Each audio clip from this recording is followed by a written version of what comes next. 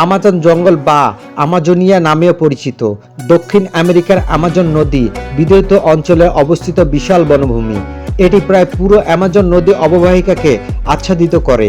এই অববাহিকার মোট এলাকা প্রায় 70 লক্ষ বর্গ কিলোমিটার, 27 লক্ষ বর্গ মাইল, যার মধ্যে 6 লক্ষ বর্গ কিলোমিটার, 23 লক্ষ বর্গ মাইল বনভূমি দ্বারা আবৃত।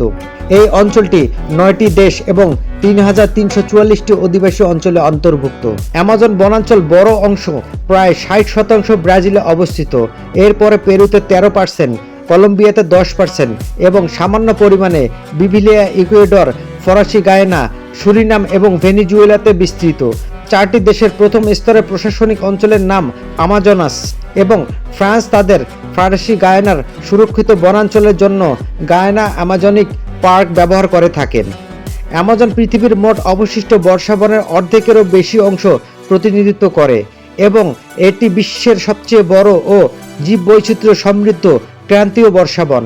এখানে প্রায় 16,000 প্রজাতির 390 বিলিয়ন গাছের উপস্থিতি অনুমান করা হয়। অ্যামাজন জঙ্গলে 350টি ভিন্ন জাতিগোষ্ঠীর 3 কোটিরও বেশি মানুষ বসবাস করে। এই গোষ্ঠীগুলোর 9টি ভিন্ন জাতির রাজনৈতিক ব্যবস্থা বিভক্ত এবং 3344টি স্বীকৃত অধিবাসী অঞ্চলে ভাগ করা।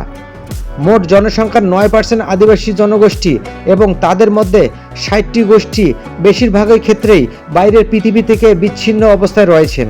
বন উজাড়ের ফলে অ্যামাজন জঙ্গলে বড় পরিসরে ধ্বংসাত্মক প্রভাব দেখা দিচ্ছে। ব্রাজিলে বন উজাড়ের ফলে সৃষ্টি আর্থিক ক্ষতি এই উজাড় থেকে উৎপাদিত সকল পণ্যের মূল্যের তুলনায় প্রায় 7 গুণ বেশি হতে পারে।